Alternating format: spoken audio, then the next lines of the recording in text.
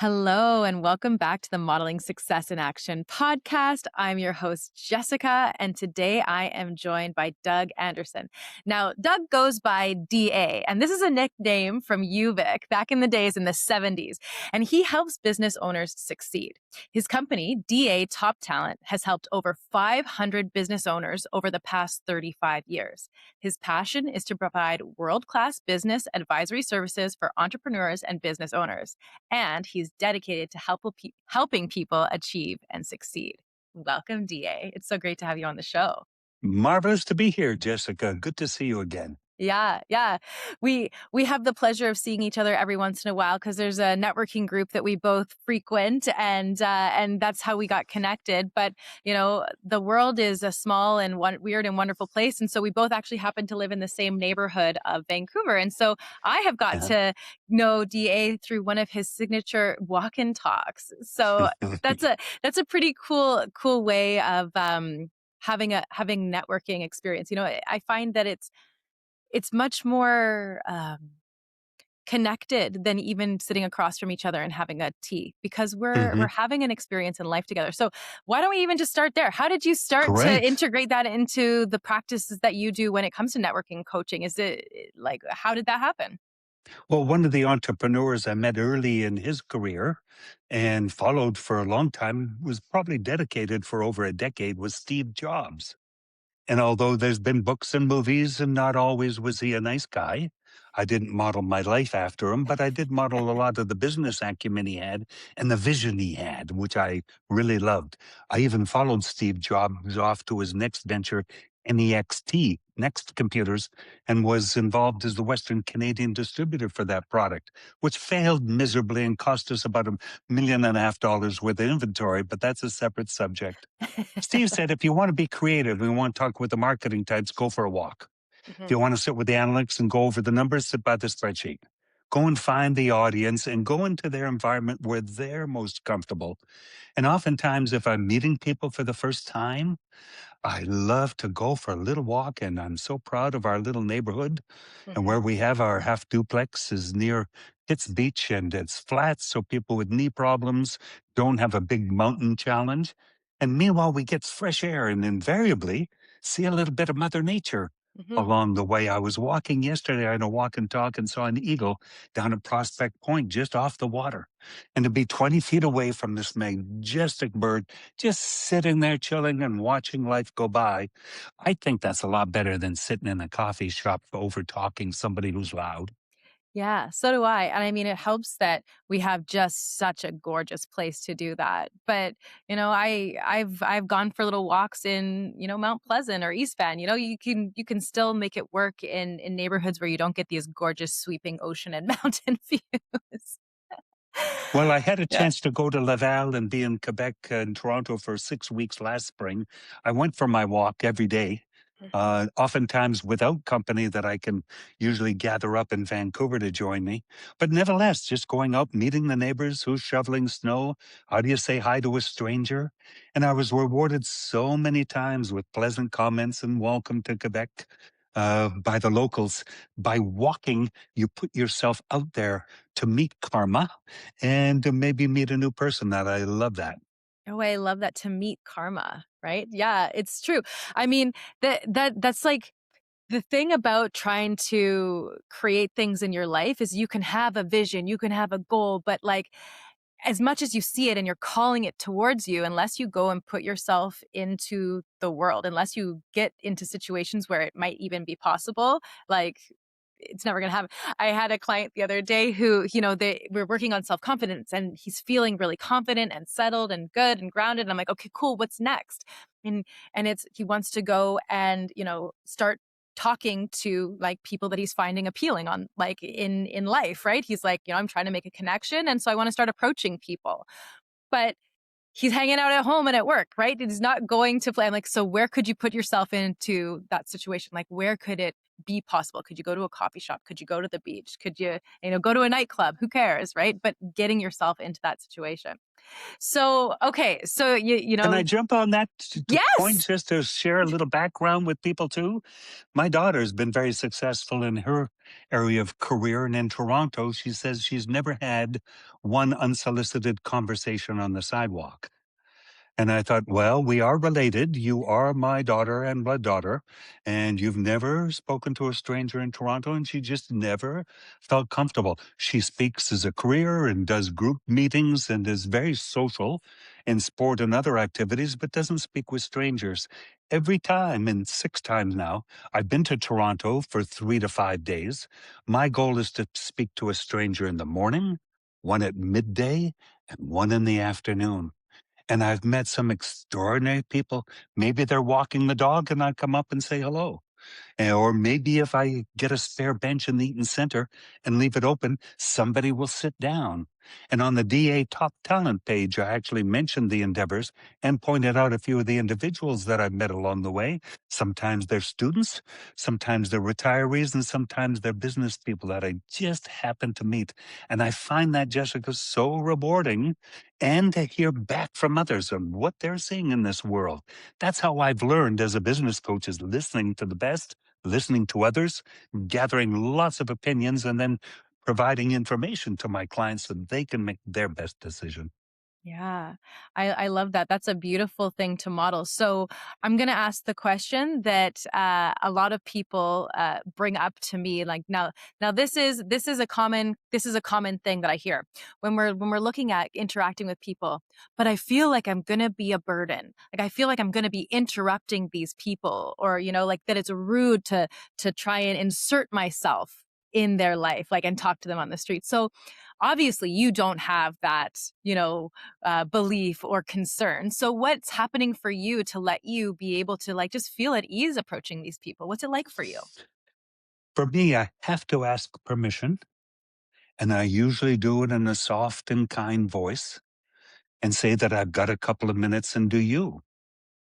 And I'm probably brushed off one out of every 5 times, but with an 80% success. The ones who brush off, then the one right around the corner is going to say yes. Yeah. And I think you look for individuals rather than interrupting people as they're speaking in groups. Couples, for example, I wouldn't readily approach. But I really love going to campuses. And there's several business colleges in Toronto. And my daughter does think I'm crazy, but at lunch hour, I'll go out there and just sit on the steps. And I'm sure a lot of people are wondering, hey, Grandpa, who you're picking up today. On the other hand, I've met some very good dreamers, especially immigrants, new people to Canada who are a little more open about meeting because they're probably lonely. And if I can connect them, like a few to my business group, Lions Den Canada, or to DA Top Talent, if I can connect them to the people that are in our mutual business groups, my life's enhanced because I know they're meeting good people better than staying off at home hoping something's going to happen. Mhm. And I love that you're looking at it as like just it's an extension of your network, like the spheres that you're in, the groups and communities that you're connected with, and that every new person you meet is a benefit to that whole system, that whole net. Yeah. Hmm. Oh, so cool. So, okay, so I know you mentioned Steve Jobs, and we brought ourselves up to today with your daughter who's in Toronto. And so how did you get here? Where did this all start, the DA Top Talent? I get reminded by people sometimes that I've had a very unusual background. But to be honest, I just thought I was common and it happened to a lot of people. But I think for DA Top Talent, knowing that although born in Edmonton, I never had a winter in Canada until I was a teenager. Dad Oh. was with the Canadian Foreign Service, so I was learning Portuguese in Sao Paulo, being the drummer mascot boy for the university.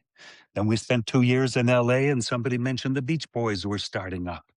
Well, then we took off for 3 years in Manila, where I tried to learn Tagalog and also Spanish and just get to see that culture. And then we came back to Boston. Dad was attending Harvard doing the MBA there, and I spent 2 years learning French in a Jewish neighborhood. Then finally we got to Ottawa, where we saw a real Canadian winter.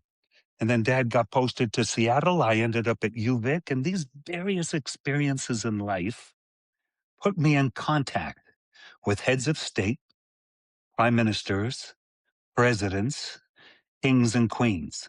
Many of them were coming over to our house. Peter Jennings, the NBC announcer, Lauren Green played pool downstairs. Margot Kidder, before she had some mental issues, was over. And so for me, it was just commonplace. And they were all seen as equals, not idols.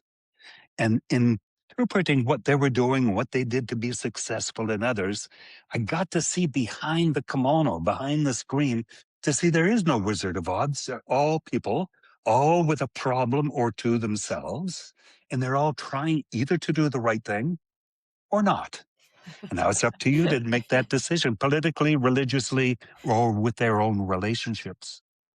Yeah. Yeah. So you've gotten to watch and kind of model off of what works well for these really interesting and high level people, right? And when you get put into a position like that, even if you're a king or a queen, right? Even if it's not, we can call it by accident, right? Like it wasn't necessarily Mhm. by merit. You're still in that position. You still have to navigate the things that are happening. So you need to develop skills to manage that position, even if it was you know a fortuitous thing and not a business thing.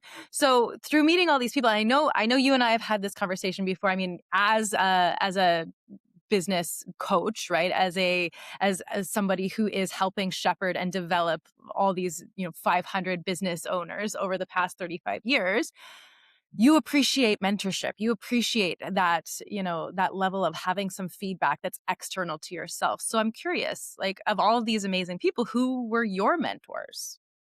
Some amazing people. As a matter of fact, I just made a referral to two of them this morning to somebody who was looking for some mentors. And Brian Tracy, by the way, has a lifetime academy access to all of his material on special for $197.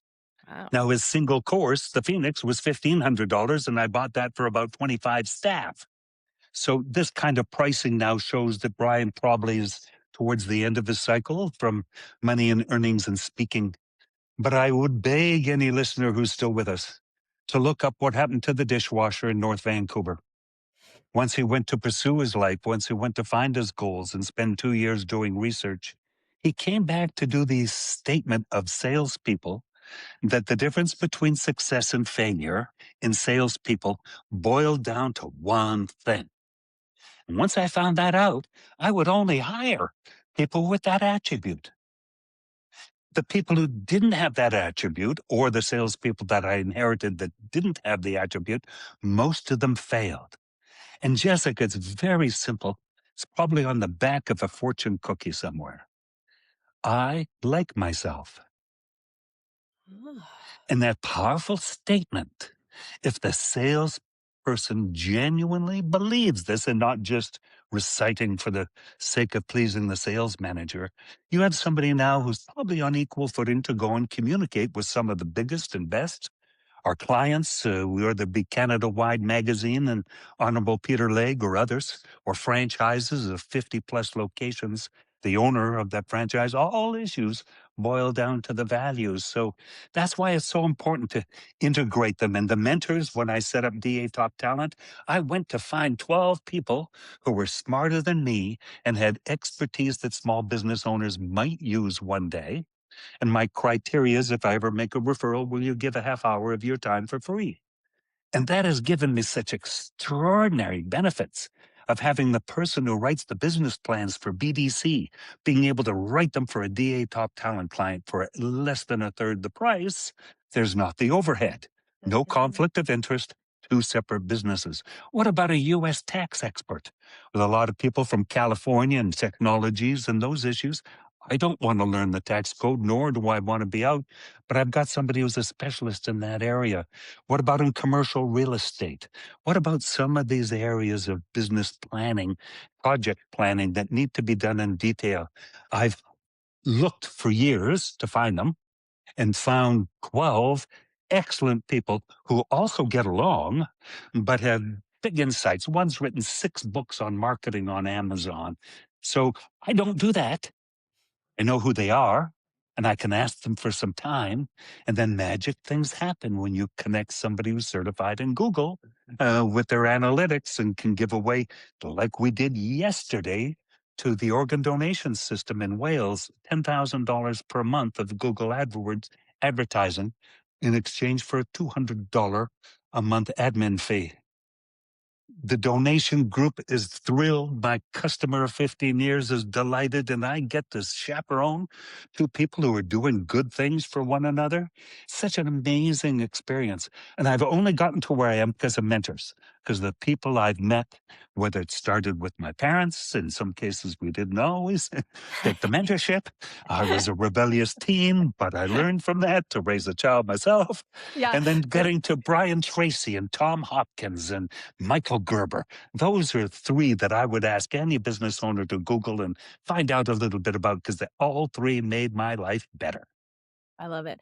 And I really appreciate that you're showing here that you're not in a scarcity mindset of like being like hoarding the people and imagining that, you need to be the only source of information for them and like, the guru or whatever, that you're really appreciating that as you connect and as you send them to all these other people who are experts, that they get what they need and then it comes back to you even more, right? Because then they're going, thank you, DA. Thank you so much for connecting me with this incredible person that's doing exactly what I need for them. I now, you know, respect and appreciate you even more. And I'm going to think of you the next time I need something or want to be connected. Right. You're right on. It's a beautiful thing. And I want to circle back around to what you're saying, that the salespeople liking themselves, and that is Hmm. because it's so interesting. Because what I was in my mind, I was guessing that the answer was going to be that they had faith, right? Like not necessarily religious faith, but that they trusted that they'd be Hmm. okay. Right. But I think liking yourself kind of is that same thing. Like I like myself, so I'm okay. So I don't need to compete against or prove myself to these, people who are maybe at a higher rung on the job totem pole than I am, because I'm still fine. I'm still good. I'm still me, which is so interesting because I hear all the time from people. Let's imagine that somebody is worried about getting onto social media, right? They're like, I hate it, or I don't want to do it. I don't want to put myself out there. Maybe they're feeling shy or embarrassed about what their image is going to be. And really it's not about them not liking social media. That's just the story they've made up because they're feeling that they're not liking them, right? That they're in judgment of their own selves. And so they're going, if I'm judging me, other people are going to be judging me.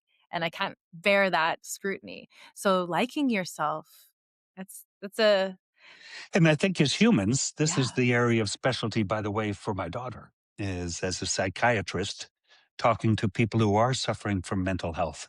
We Mhm. all have had times in our lives where we didn't like ourselves, where we didn't think that we lived up to the expectation either we had or somebody else did. The feelings of disappointment and the feelings of just wanting to withdraw. All of us have had that. How I get out of it is I go and call somebody smarter than I, go and find out what they're doing, and I get inspired. It takes me out of myself. It Yeah. finds out what they're doing, and I love philanthropists. I love volunteers, and I like kind people. All my clients are either kind or I can't work with them. And that kind of aspect puts you in contact with so many other good people just an arm's length away. For me, it's been one of the secrets in life, finding good people and learning from them and then sharing them with others so everybody can be of benefit and grow. We can be better Mhm. as a group. Yeah. I mean, that is the intention and purpose of this entire podcast, really, is we're modeling the people who are doing things in useful ways. And so the way that you're doing things, the way that you can appreciate that there is feedback outside of you and that you don't have all the answers and that you're not supposed to, right? Like that you don't have to. And the getting out of you and getting into somebody else really does take the pressure off. So so what is it that makes you, different from other coaches? Like in your opinion, is it this willingness to defer to someone smarter than you, or is it something else?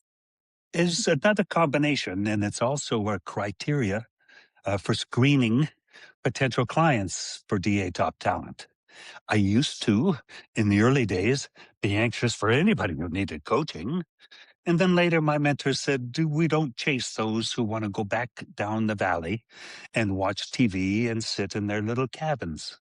What we want to do is find climbers, people with goals, people with dreams, people who don't want to sit all night, all week, all month, all year watching TV. They'd like to do something. Maybe they want to do something for themselves. Maybe they want to do something for their family. And maybe if they're older and more successful, well, you like to do things for the community. And that kind of feeling for me is what I want to transfer to others. And my biggest mentor who helped me do this is Michael Gerber. He was the author of over 30 books, and many of them are well written for specific niches. But The Myth of the Entrepreneur was written, and then he came up with another book of E Myth Revisited. And I asked potential people to read it. And those who are too busy to read a book, honestly, God bless, row your canoe, love life along the way. But those who pick up the book and say, how do I implement this? How do I work on leadership, management, operations, finance, lead generation, and lead conversion? Then I know specialists in all these areas. I've had lots of training through Computerland and Tektronix and Mitsubishi and Icon and Apple's seminars, etc. I can bring it in and focus on any of the six. And oftentimes people say, I don't need a coach. I go, great, please. That's so super of you. However, here's the six pillars of a business. Stack rank them for me.